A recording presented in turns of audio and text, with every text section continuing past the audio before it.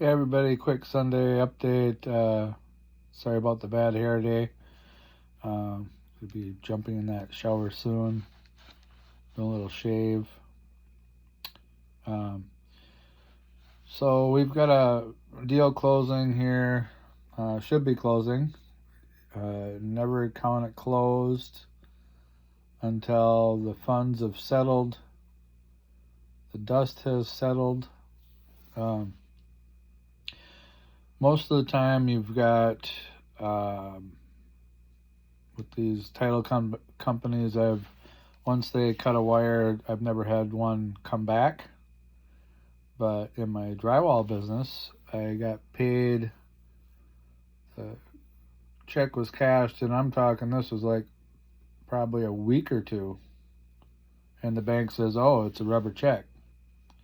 It's like, okay, cashed a check, money's in the bank account, I'm spending, I'm saving, I'm investing, whatever. And then all of a sudden the bank says, "Oh, way to buy, you got to give us that $8,000 back." I'm like, what?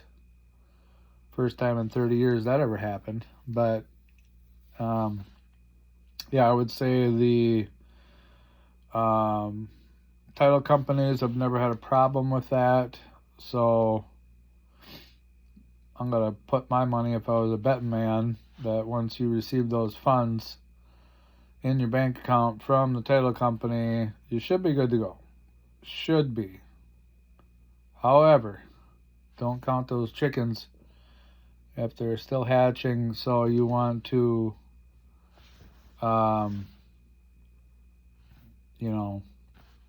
make sure funds have settled, all that good stuff. And then you flat got something. But yeah, so a little bit about this deal was my partner Martha, she said, "Do your magic." And I mean, you got to kind of focus on this stuff a little bit, because the seller, like this one, going through foreclosure is not easy. This was a condo foreclosure. And, if you haven't went through foreclosure before, like I have, maybe you don't understand what you're up against. You're losing your residence, and you got to try to make plans to rebound and move forward. But so initially when we put this deal under contract, she wanted like $75,000-$80,000.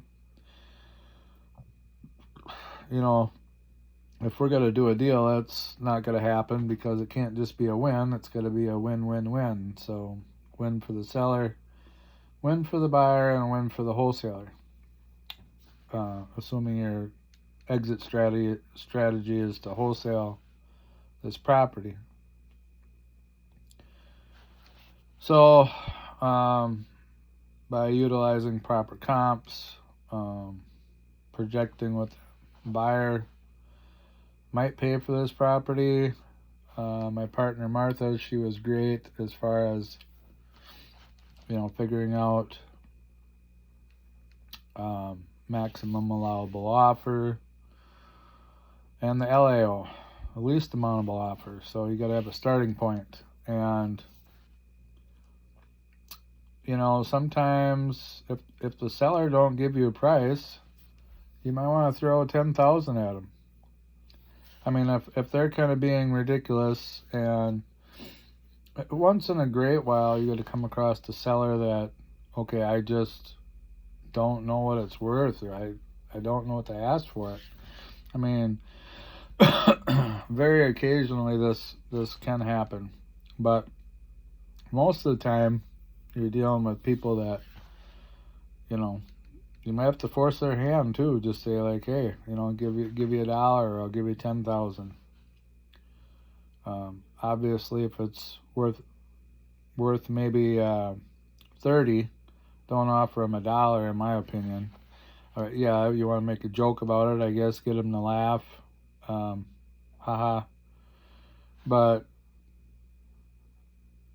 my train of thought is you offer them 10,000. Well, now it's game on. Assuming the property ain't worth 5, don't offer them 10. But but anyways, yeah, she was kind of kicking the can down the road, procrastinating. So I got on a phone call with this gal, and I'm like, hey, like this is kind of where we got to be at. And so you need to sign here. You need to make a decision. I didn't say it exactly like that, but I just kind of stayed on her, right? At the right time. Don't do it before it's the right time. But when it's time to say, hey, it's time to or get off the pot, that's the time when you send them a text. Hey, let's do a phone call Friday at 5, and then call them. And if they don't answer, I guess you got to follow up, because money in the follow up, right? But you got to realize the mindset of some of these sellers. They're procrastinating for a reason. They eventually, like in foreclosure, what's going to happen? They're either going to be out on the street with nothing, or maybe a wholesaler can come along and put some money in their pocket and save their credit, and there's, the stuff can be on your record for a long time, and then you have a hard time, or possibly impossible time, of getting into another place. So these are all important things to consider for a seller. But yeah, anyways, when I got on the phone, you always be nice. Obviously, these people are going through a hard time, high stress level. Don't take much to set them off. And I think the last comment she said to me was, okay, well, before I change my mind, and some of these conversations or texts were sent to, she sent me at 1 in the morning, all odd hours. That maybe she's a bit of a night owl. I don't care if the seller's a night owl. What do we care about? Getting the deal across the finish line. Text me at 1 a.m. If I ain't got my phone on airplane mode, well, that's my fault. Leave the lines of communication open. Communication, marketing, sales, persuasion, the ability to sell. We're providing a high quality service. Some of these sellers without us would just sink with the ship. So, and maybe you've experienced this in your life. Maybe you've went through a difficult time, and sometimes if there's just a hand there to hold your hand, sometimes that can get you through it. Sometimes you just need a shoulder to lean on. Us wholesalers provide more than just a shoulder, but you start somewhere. But yeah, last thing she told me was, yeah, before I change my mind, I better sign this thing. So, and then she signed. Then we tried to negotiate the condo foreclosure, the fees down, and they wouldn't go for it. Maybe they understand we're selling, so they're going to get paid regardless, so that kind of takes away the motivation. Now, some of these mortgages, liens, this case it's not a mortgage, it's condo, not a bank, but some of the stuff can be negotiated down, some of it can't, or as easily, or if not impossible. So she got a little frantic here on Friday about not being able to negotiate that down, and then they're talking about, well, this is going to be your payoff. This is what the payoff amount is to the condo association, which was another challenge. We got referred to their attorney, and we were waiting for this payoff amount from this condo lien. And so these attorneys, they don't move too fast sometimes, but they eventually came back with a number. Well, they want to get paid. Put it in writing to them. They know legal repercussions probably because they're an attorney. Like, hey, these guys asked me a question in writing. I need to respond, but they've got other clients and priorities. But did eventually get back to us with a payoff amount. And then you can, what's it called, where you relinquish, because the condo association sometimes will only talk to the seller unless the seller gives up that right to, that authority to go to the title company, which is what we did. So then you get title company has the authority to speak on the seller's behalf and deal directly with the condo, get that number. And then it's a little bit of a waiting game. Attorney gets got back to us, and seller gets frantic. Oh, like in this case, she's only going to be getting probably $8,000 out of her house to start over, but she's not on the street with nothing. So there again, get on the phone. Martha was great about that. Get on the phone, talk to the seller, calm the seller down, reassure, hey, here's the good, the bad, and the ugly. And it's just kind of accepting that reality. Whether you choose to accept it or not, it's kind of the way it's going down. So, yeah, tomorrow's Sunday. No, today's Sunday. Yeah, tomorrow we should be closing on that property. And then the wire funds, if it's early enough in the day, could have a wire showing up in the bank account tomorrow, or possibly Tuesday. So that's kind of what I'm thinking.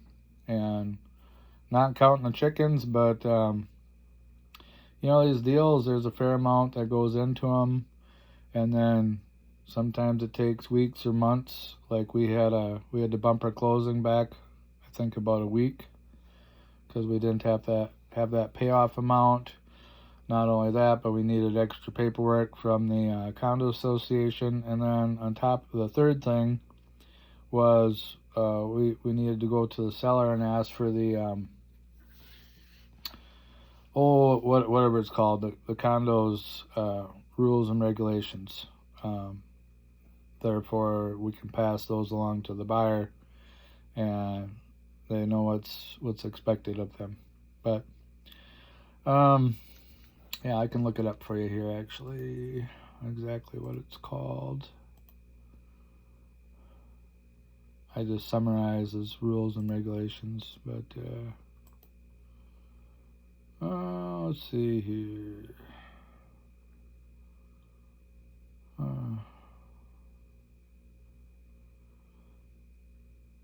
So yeah, I mean, at least the seller won't have a foreclosure on her record, right?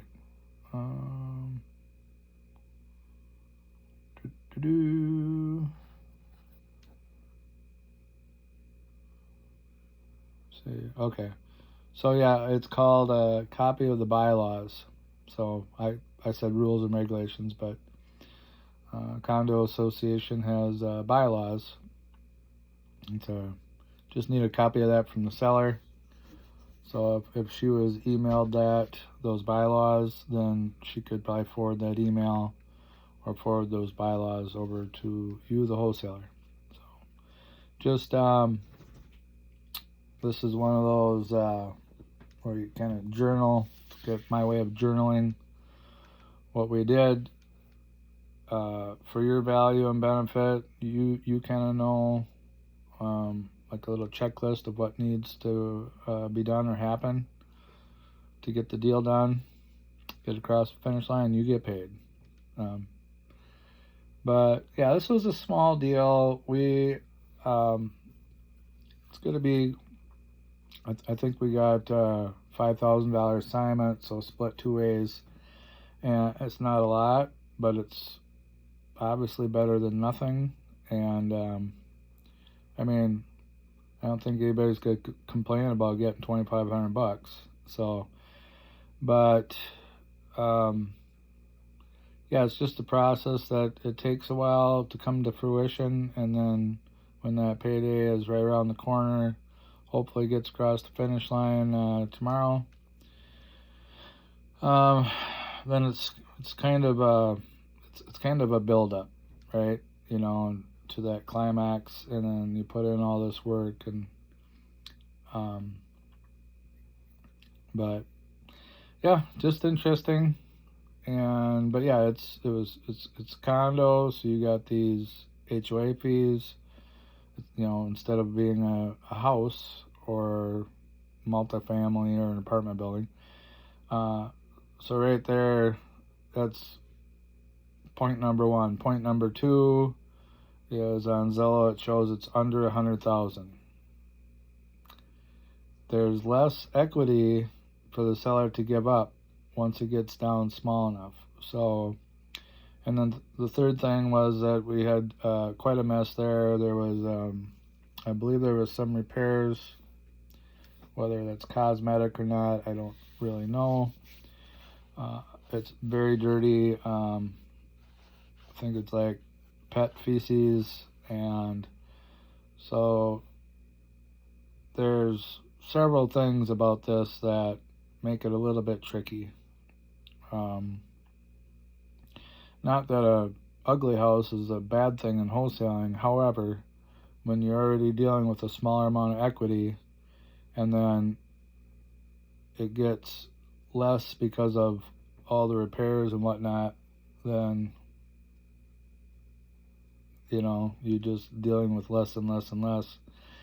And the seller likes to see something go in their pocket and get their win. So just makes it a little bit tricky, but we're doing good up to this point on this, and then fingers, toes, and eyes crossed for tomorrow. Anyways, this is Kelly.